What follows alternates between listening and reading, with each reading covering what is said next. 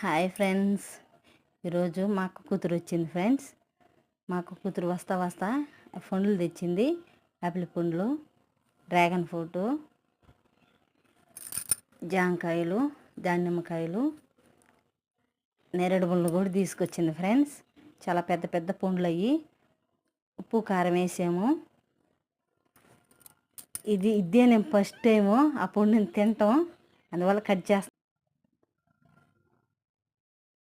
అది కలర్ మాత్రం చాలా కలర్ఫుల్గా ఉంది.